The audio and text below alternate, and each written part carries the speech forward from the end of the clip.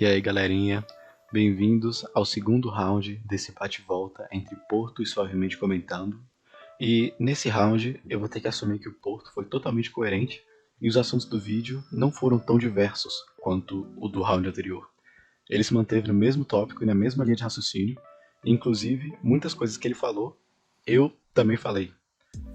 Só aqui dizendo que o fato de o capitalismo não depender do Estado não significa que a sociedade seria maravilhosa sem o Estado ou sem uma organização central. Mas eu não vou dizer que o capitalismo depende do Estado só porque isso é uma crença pessoal minha. Não depende, eu gostando ou não. Ponto. Tem umas partezinhas que ele falou aqui que eu não concordo totalmente, mas eu vou falar só na resposta da Yas para não ficar um vídeo muito repetitivo.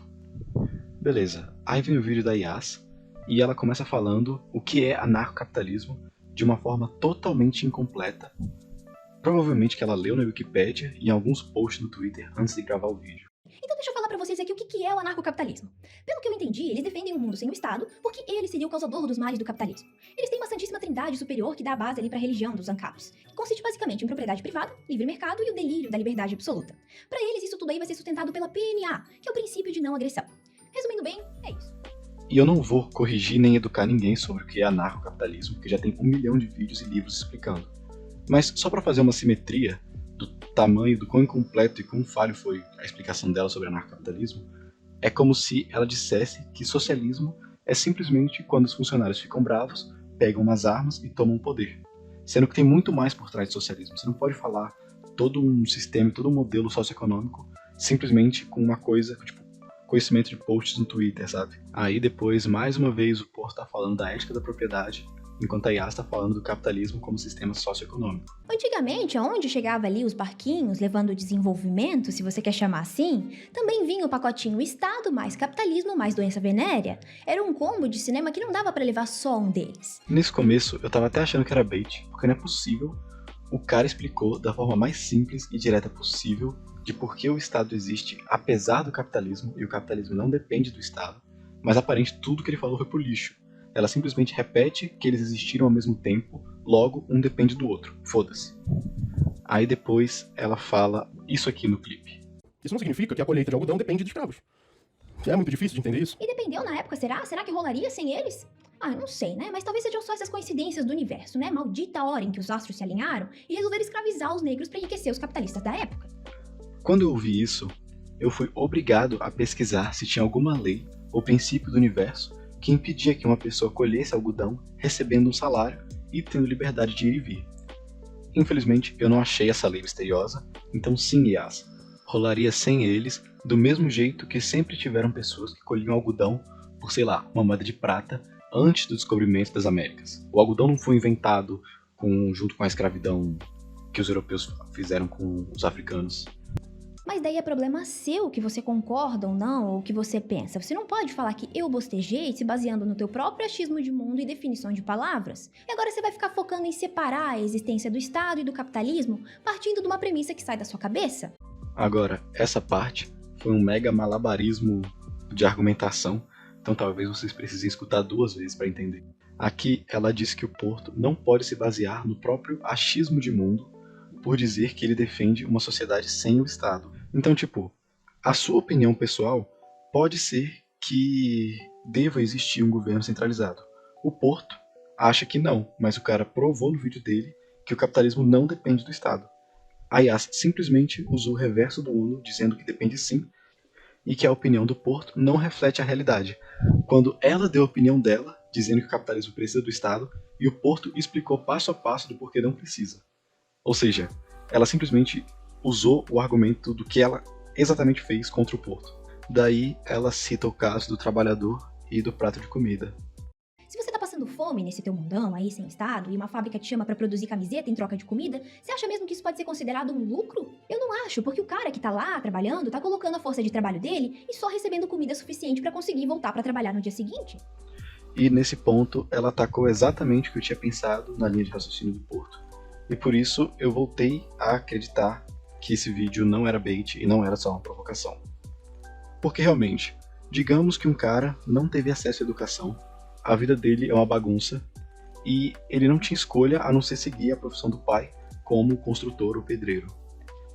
Se esse cara precisa de 800 conto para sobreviver com o mínimo e recebe 790, ele não vai ter condição de economizar para investir em outras coisas e virar empresário. Ele vai viver assim, no limite, para sobreviver, gastando tudo que ele ganha e ainda provavelmente vai viver endividado no sistema financeiro parasitário e sem tempo para se qualificar, já que ele é forçado a passar o dia inteiro batendo laje debaixo do sol, senão ele não come. A escolha que esse cara tem é sobreviver ou não sobreviver. Ou entrar pro crime, que infelizmente é o que muitas pessoas em estado de vulnerabilidade fazem. Mas bora continuar aqui. Daí ela fala da parte do Elon Musk, que ia bater na porta, sobre como as corporações seriam cruéis em fiscalizar a população. E no anarcocapitalismo, toda eficiência que ele tiver pra cobrar e fiscalizar as taxas, ele vai usar.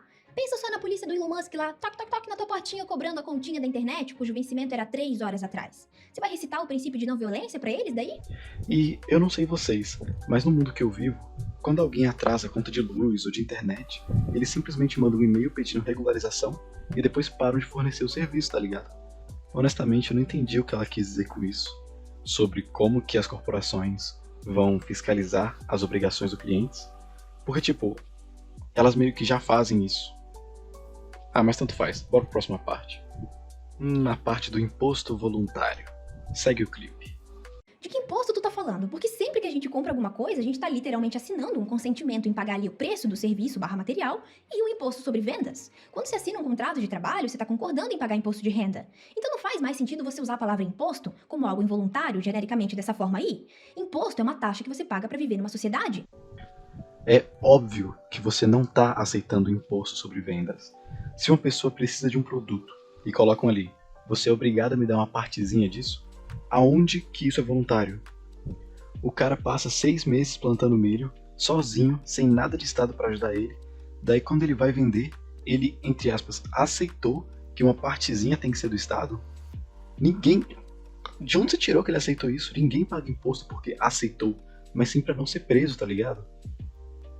Aí ela pergunta, como seriam as coisas sem o estado? Dá vários exemplos. Pague pra construir e consertar a estrada, pague educação, pague outros seguros aí pra tudo que é tipo de desastre, pague seus policiais, a sua corte, né? E a lista vai continuar, uma fatura atrás da outra. Então estrada dá pra pagar com pedágio, já existe. As melhores escolas do Brasil são privadas, e as melhores faculdades do mundo são privadas, então educação também dá. Os seguros e os planos de saúde públicos são horríveis. Se você for depender deles, provavelmente está fudido. Então, os privados são melhores. Dependendo da necessidade, os moradores de uma comunidade podem contratar uma empresa de segurança, como acontece em diversos condomínios.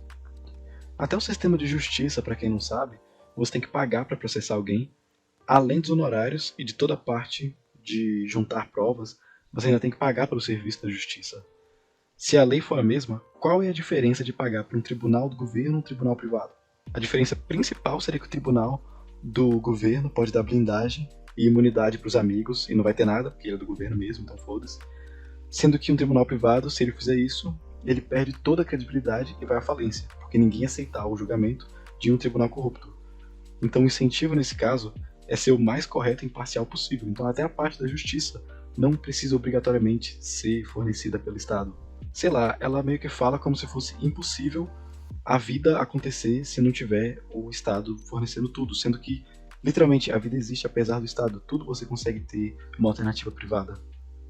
Daí ela fala que o Porto tá usando medidas diferentes, porque o cara que fica batendo a laje tá porque quer e tem opção, enquanto o imposto não é opcional. Faz sentido você dizer que as pessoas trabalham voluntariamente, independente de quaisquer situações que levem elas a fazer isso, tipo fome, necessidade, e aí com os impostos você não usa a mesma lógica. Aí é imposto pra você, não é voluntário. Engraçado, né? Mas, nesse ponto, ele tá certo, porque a diferença nesse caso é que o imposto tem uma arma apontada pra sua cabeça se você não pagar. Você assim, ou você paga ou a gente vai acabar com a sua vida. Essa é a diferença básica. Daí ela fala sobre a taxa do Bitcoin. Porque para mover o seu Bitcoin, você não paga uma taxa ali que é imposta? Ou você tem a opção de não pagar e mover o Bitcoin assim mesmo? Não, né? Você paga querendo ou não.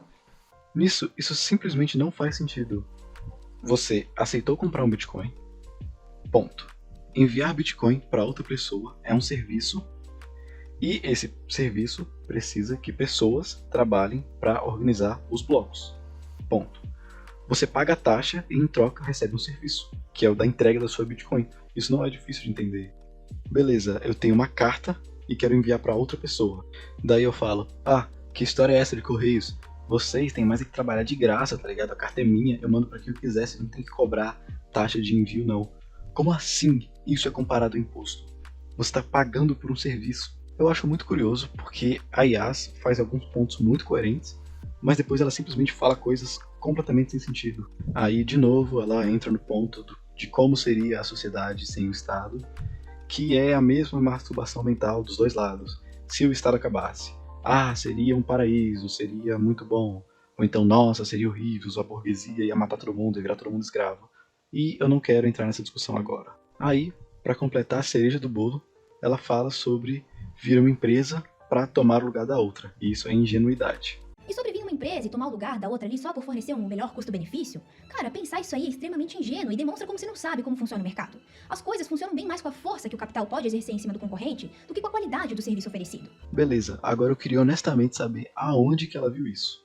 Algum livro, algum autor, algum caso verídico, algum relato histórico, qualquer coisa que dê suporte lógico ao ponto dela, porque ela simplesmente definiu a lógica da economia e disse que era ingenuidade acreditar nisso. Porque a lógica da economia é, quando tem uma empresa que está lucrando muito, as outras empresas têm um incentivo a entrar no mesmo ramo para pegar uma fatia desse lucro, e isso gera concorrência, então fica ali na flutuação, no preço, entre aspas, justo.